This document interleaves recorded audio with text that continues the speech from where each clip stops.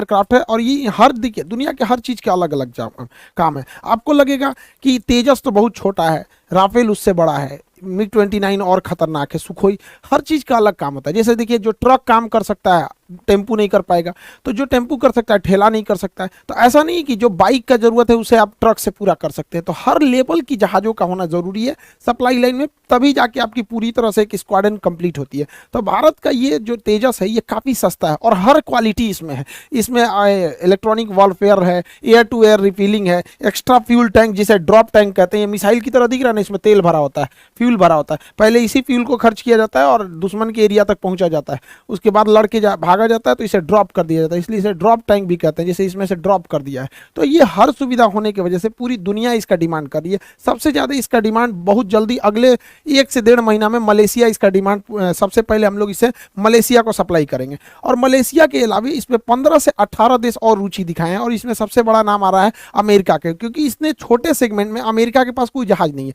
F-16 बहुत ज़्यादा लड़ाई लड़ चुका है, F-22 है, F-35 है, तो बीच में अमेरिका के पास बहुत कम चांसेज है। यूरोप में तो ये बहुत चांसेज है कि तेजस को अमेरिका भी ले लेगा, एक बार ले लिया तो अमेरिका तेजस का ऐसे ही डिमांड बढ़ जाएगा। तो बहुत सारे देश इसमें नेगोशिएशन कर रहे हैं, देखिए किसकी आगे बात बढ़ती है। साथ ही अगर ये ताइवान की इशू को देखेंगे तो ताइवान डिमांड कर रहा है भारत से ब्रह्मोस मिसाइल देने के लिए, और इधर फिलीपीन एडवांस पैसा दे रखा है, तो फिलीपीन सप्लाई को बढ़ाने के लिए कर रहा है। साथ में आसियान के जो देश हैं ये ब्रह्मोस मिसाइल का डिमांड बहुत ज़्यादा कर रहे हैं, क्योंकि यही ब्रह्मोस एक ऐसा वैक्सीन है जो चाइना का बुखार उतार सकता है। ये 90 डिग्री पे घूम जाता है एकदम तेजी से यहाँ पर, तो बहुत तगड़ा मिसाइल है ब्रह्मोस। गलती से तो मार दिए थे हम लोग पाकिस्तान में, आपको याद ही होगा।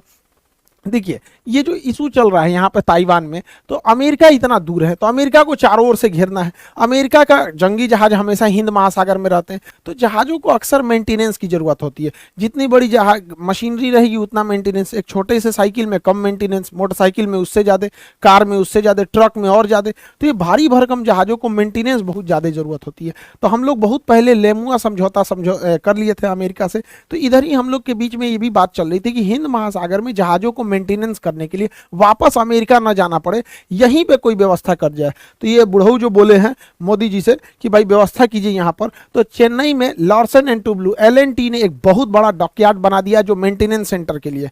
अमेरिका इसकी बहुत गहनता से जांच किया, क्योंकि अमेरिका की जहाज़ों की साइज बहुत बड़े होते हैं। तो अमेरिका ने कहा कि ये डॉकयार्ड मेरे लिए फिट है, अगर हिंद महासागर में किसी भी जहाज को कोई प्रॉब्लम होगा तो वो चेन्नई में जाके अपना मरम्मत करा सकता है। और इसी बीच अमेरिका का जो जहाज है वो चला आया है इंडिया में, इसका नाम है आपका USNS। किसी भी देश के जहाज के लास्ट में नेवल शिप लगा रहेगा। अब उसका कौन सा देश है बस आगे, जैसे इंडिया का है तो INS लगा रहेगा, पाकिस्तान का रहेगा तो PNS लगा रहेगा, चाइना का रहेगा तो CNS लगा रहेगा, US का रहेगा तो USNS लगा रहेगा यहाँ पर। तो सबका अपना, फ्रांस का रहेगा तो अलग लगा रहेगा। इसका रॉयल नेवल शिप, ये ब्रिटेन वाला लिखता है, जो हम लोग पे राज किया था सब ब्रिटेन वाले, वो सब रॉयल नेवल शिप लिखता है सब।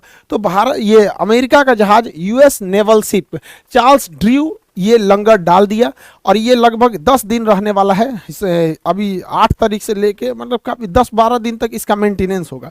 ये अमेरिका का वो जहाज है जो दूसरे जहाज़ों को सप्लाई देता है, दूसरे जहाज़ों को फ्यूल भरता है, दूसरे जहाज़ों में खाना पहुंचाता है, दूसरे जहाज़ों में मेंटेनेंस का काम देखता है, दूसरे जहाज़ों में मेडिकल इक्विपमेंट पहुंचाता है। तो सोचो जो दूसरे का पेट भर रहा तो ओकरे भूख लग गया, यही बिगड़ गया। तो ये आया है अभी चेन्नई में। ये इतना भारी भरकम जहाज है कि ये एक साथ 2-2 जहाज़ों को मेंटेनेंस, देखिए यहाँ से वायर लगा देता है और इसमें फ्यूल भर देता है, उसी तरह इधर से ऐसे वायर लगा